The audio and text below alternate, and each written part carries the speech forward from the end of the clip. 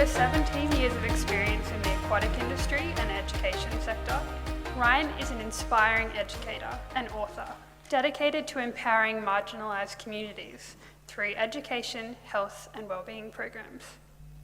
Yellow Dove Australia focuses on building strong relationships and implementing impactful initiatives guided by their 4 pillars: education, healthcare, community development and sustainability. Please welcome Ryan to the stage.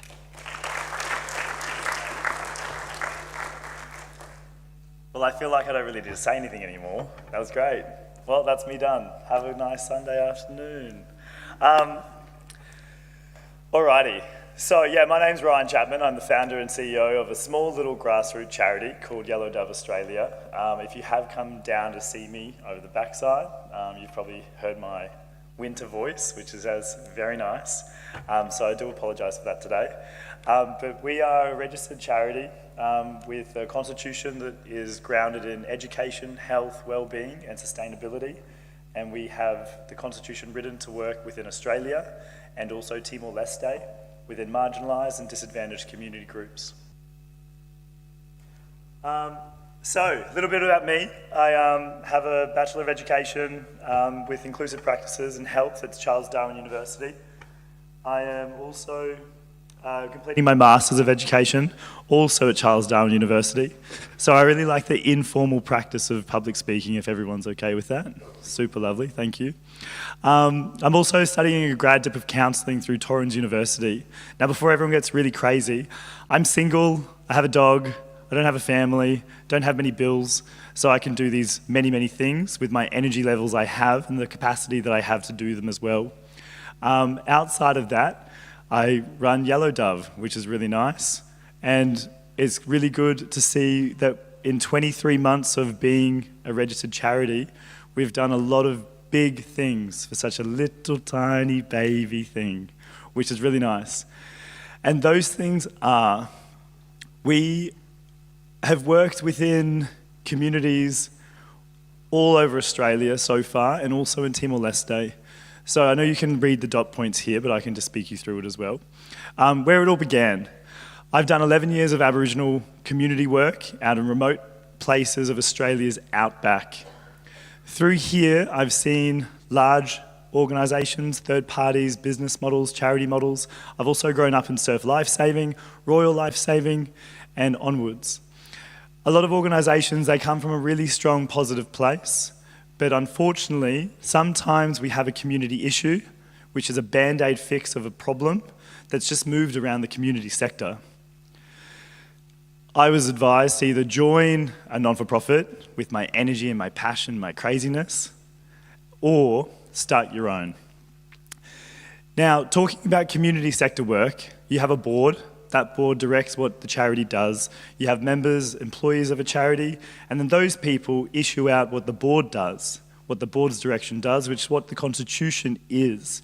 Now, the Constitution is your legal binding document that operates and runs what your charity should be doing. Does that make sense? Super great. So from here, I was like, well, I can join as many things as I like, or I can take my energy and my passion and my education and gift that back in the way that I see fit as a community body that's directed by community, in community, for community, if that makes sense. So the gap that we're filling is back to our Constitution.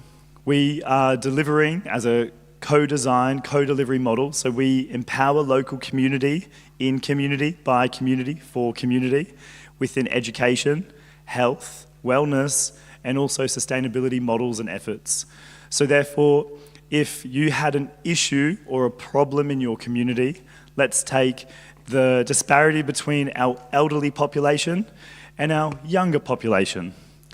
Obviously, social media and the news portrays that young people are quite erratic, they're quite dangerous, they're in gangs. If anything's in their bum bag, it's going to be something dangerous. Would you say that's pretty fit? Pretty fitting? Thank you down the back. So maybe you want to do a sensory art therapeutic lesson with your elderly population in your community to bridge that disparity and also to close that gap of that negative thinking. So therefore you'd reach out to Yellow Dove Australia, we would co-design the program, we would submit that to a funding body or a local government or also one of our philanthropists that currently funds our projects, and then we would issue that back to you as a community member and deliver that holistically and organically in your community. So we're not a third party coming in to tell you what fits in my community where I'm from and my people I hang out with. We're empowering you to stay in your community, because community is what makes us believe and move forward, and it's healthy and it's safe and it's a place of belonging, which is a really big important factor of mental health. So, some things that we've done. Just so I know everyone's awake, just a little bit of information. After 5 minutes of listening to the same thing, looking at the same thing, you've slowly become conditioned and you slowly start turning off. So as a group activity, just to warm us up, I understand I'm the last one for the day. So can I please get everyone to tell me how many fingers I'm holding up? 1, 2, 3. Okay, 1, 2, 3. 1, 2, 3. 1, 2, 3. 1, 2, 3. Great, now we're going to go back to the boring presentation. So, we have done one of our biggest programs yet today. We were 1 year old. We got funded to go to Timor-Leste, and we ran free first aid and CPR for 170 local Timorese people in 4 different areas of Timor-Leste. Huge, massive, like great, super great. I took a volunteer over.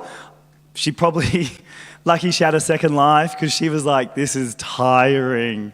I was like, yeah, it is a really big program. Free first aid and CPR into a community like Timor-Leste, you have a few things happening here. You have culture, you have displacement due to the conflict of Timorese people and Indonesian people. You also have lack of education and money as well. The annual salary in Timor-Leste in US dollars is $180 US 1 month. There's an organisation in Timor-Leste that is giving first aid and CPR for $180 per month. So you can imagine an organisation going into Timor-Leste where we have a relationship with, I've worked there before as an educator, coming in and gifting people free first aid and CPR to help with the health disparities and the lack of emergency services in a developing nation. Massive, really massive. We also, in Australia, we have a program at the moment in Brisbane City, which is it's a training, education and employment model. So I've said this all day. And it is 29 newly arrived migrant status community members. We are putting them through their first aid and CPR, free. Also points to go towards your QCE graduation, so you're welcome. And then we're putting them through aquatic education and drowning prevention. So they're teaching, they know how to swim, they're learning how to swim, they're learning to recognise and help in a dangerous situation as long as they're safe to do so. Make sense? Massive, right? From here, they're also going to go through and be put through an AusSwim course, which is your teaching of water safety course. So then they can gain employment in their diverse in a diverse community back into their local community swimming pool. So now we've identified an issue, we've assisted in the issue, we've shared our education, we've been transparent, and now we're gaining employment to assist closing that disparity of an issue. Make sense? So good. Any questions so far? No? All right. Great. So we've also done sensory and inclusive art projects. Some people would know this as a therapeutic model, but this is a sensory tactile art project in remote Aboriginal communities where we've used art as the modality, as a therapeutic session, and we've bridged the conversation with youth and our elders in community to close that gap, to share that knowledge, so we become one community again, instead of 2 different entities living in the same house. That program had a massive success. We also ran that up north of WA in an Aboriginal boarding school as well. And that worked really, really well, as you've got a different community of kids coming into one house, living under the same house of different cultures, language and country. At the moment, we're about to deploy a Veterans Mental Health Training Program out of Cronulla, and that's our first large government grant from New South Wales Department of Health through their Small Grants Program for Men's Suicide Prevention Awareness. That program is being piloted by one of our directors down in Sydney and also one of our veteran volunteers, which is amazing to see them giving back to the community in their way as a co-design and co-delivery model for community access. Some other things we have going on, we're currently doing a Yellow Dove care package to the Tweed Heads area, down all the way to Coffs Harbour, through a company called Open Minds. I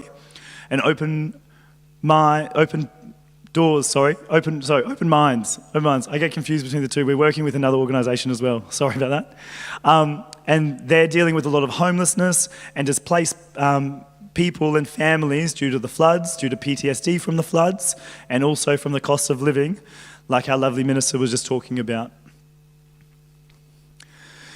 So some real stories and real impacts. Out of our 170 trained Timorese people in first aid and CPR, 20 of those Timorese people received a spot to be first aid workers when the Pope visited the country just the other year. That was a massive, massive feat for community, for culture, and for family and individual pride. That matters. That is what gives the people strength and belief to continue on and to keep doing what they're supposed to be doing. That had a massive impact with our local members and our local Timorese people. We also, again, I've just spoken about the migrant youth program. We have a program of, obviously, it's called June Connect, where we use the art modality for people living with impairments at an after-hours program. So that's including social workers, youth workers, support workers, bringing people with an impairment to our sessions where we bridge that connection after hours on a school day, where we connect through friendships, healthy conversations, and continue a life being connected to our community. So, this session kind of goes into where it all started, how it began, how you guys can get there. And then what you don't see on social media, and myself standing here being a happy chappy that I am, is the amount of grant applications that I write. For the adults in this room, I actually stopped dating recently because the amount of unsuccessful emails I got was enough rejection for me. On that one, risk assessments, endless forms, myself, some volunteers managing and assisting me in logistics and managing the projects and outlines. Sorry, can I just get everyone to tell me how many numbers I have up? 1, 2, 4, 5, 6. Oh, that's pretty good, well done. And then, late nights budgeting. Budget. If school's going to teach you one thing, it's how to use Excel, because you need Excel in your budgets. Other than that, again, multiple unsuccessful emails. I get it, we're little, we're young, maybe I haven't written the grant application to exactly what the funders would like, but it's really important to embody and build a relationship with grantees and other people that would like to see your charity succeed and see your mission, but people have to believe in the mission to want to help in the mission. Alrighty, so funding the mission. Again, we started 23 months ago. From here, it started with me. It started with me with a dream. I went for a hike. I used to live in WA. Sorry, I'm from Brizzy originally. I went for a hike around Exmouth, if anyone knows where that is, up at Ningaloo Reef. Hike one morning, whether it was the blood going to my brain or the fresh salt air, I had an idea, and that was to close the disparity that I was currently working in through a local organisation, local government range, and to create something beautiful that local community people could reach out to and feel empowered and embody what community means back in their community. For the first 12 months of the operations of Yellow Dove, because I was living in a remote Aboriginal community, Cost of living was nil for me because I'm lucky in the sense of my job paid for my housing and utilities, and I also had 2 full-time jobs. So these things allowed me to give back to community. Out of a community that has given me so much in my life, I funded the first 12 months of the charity's operations.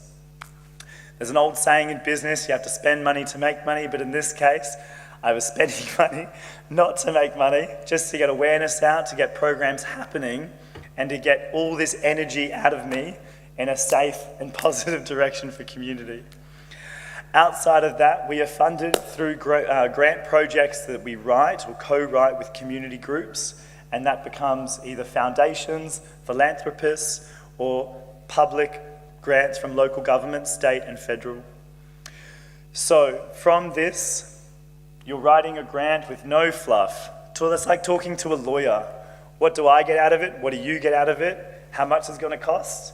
And why do we want to spend this money to you? So many people. It is hard work. You are a battle every day because I'm one person with the charitable entity.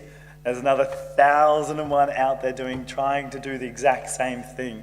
So it's really important to have a strong mission, to have a strong community, and to grow together as one, and to show that things are growing as one as well.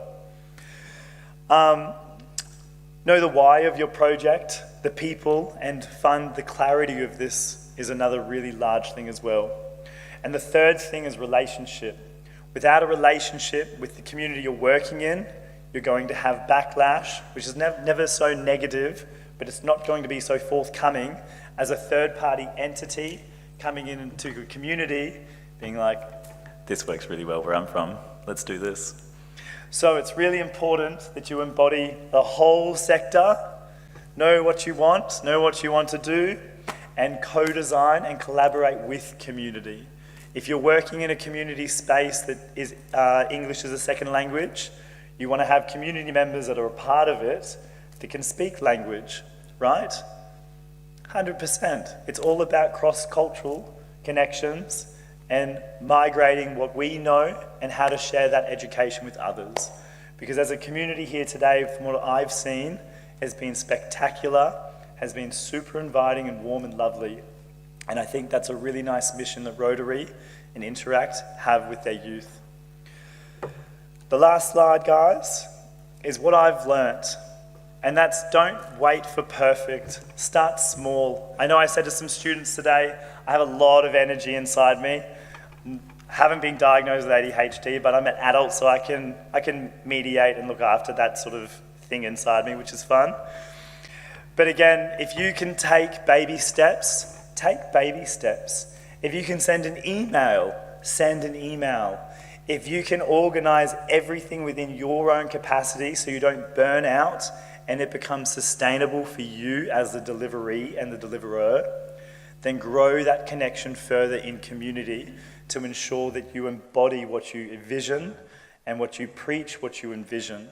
Because no one's going to join the party if you say one thing but do another. Does that make sense? Super lovely. Listen deeply to community. Part of community access is about co-delivering, co-designing, and making sure that it's an even and equal and sustainable model that's delivered into the community.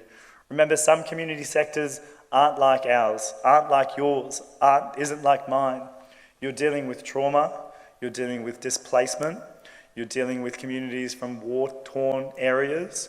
So there's a lot of different things and things that are not surface level that are represented in day-to-day community life that you or I'm used to. Burnout is real. Who's doing year 12 here? So excited for you. You guys have like 12 weeks left of the term. But burnout is real. Adults are very aware of it, but burnout is real. You have to protect yourself, protect your passion, and make sure things are sustainable. Leadership is also a service, it's not a spotlight. There's a really old saying that is professionalism is something you do when no one is watching. Does everyone understand that? I can say it again if you want. Lovely, that's so good. I'm going to say it again anyway because I really like it. But professionalism is something you do when no one is watching. So for an example, I used to run aquatic centres out on Moreton Bay waterfront, which is a super pretty place if anyone gets there. And teaching that to a 15-year-old lifeguard that's just signed up for their first part-time job, you have to understand, as a young lifeguard, a lot of your duties at an aquatic centre is cleaning, right? A lot of your duties as a young person in work is cleaning. You start from the bottom, work your way up. Hopefully your employers are kind of nice and they don't give you all the cleaning things, but a lot of the time it's cleaning. But it's making sure that you're professional when no one's watching you clean, instead of lacking off and starting that foundation at a different spectrum than what you should be representing yourself in, right? Because it's about pride and honesty and sharing that and showing that with your community as well. So I'm going to leave you with this. If you would like to join the movement of Yellow Dove, remember, Yellow Dove is not me, it's us in this room. Yellow Dove is anyone beyond this room. Yellow Dove is someone that embodies the spirit of community, that wants to connect community to the greater thing, and that's closing the disparity in what we see in community of day to day. You can join us on Facebook, LinkedIn, Instagram. I am trash at social media, so if I have any pointers or helpers here to help me with my woke look, please let me know, because I will sign you up. That's no worries at all. We're always open to partnerships, we're always open to volunteers, and we're always open to ideas. Again, Yellow Dove Australia is a registered charity with the Australian Charities Commission and with tax-deductible status from the ATO. We are a platform for community to reach out, and for community to reach out with their ideas, to co-design, co-deliver, and close the disparity that we see in community, which embodies education, health, sustainability, and well-being. On that note, thank you so much for having myself here and what I've come to represent as Yellow Dove Australia. We are 23 months old and we look forward to some great things. I did tell someone that I had some very exciting news oh, beautiful. Hey, how you going? You're still here, that's great. Waiting, okay. So Saturday morning, I like to check my charity emails. Again, we don't take any administration fees, so we're strictly volunteered, so it's a free service of love and delivery that we do. But Saturday morning, I decided to check my emails. As I do, I make time and space for my charitable time, so I don't get burnt out. And I received a grant application, which was successful, to travel back to Timor-Leste next year. It will be a 2.5-month project to deliver drowning prevention and aquatic education, which is one of our training and education and employment models. Up to $35,000 we won, which is fantastic.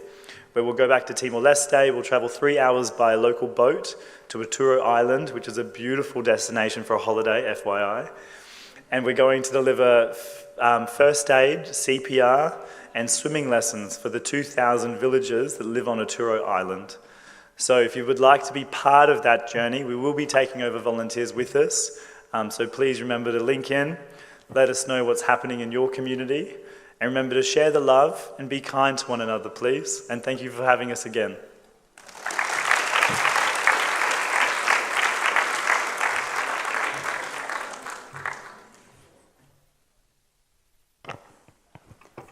Thank you very much, Ryan.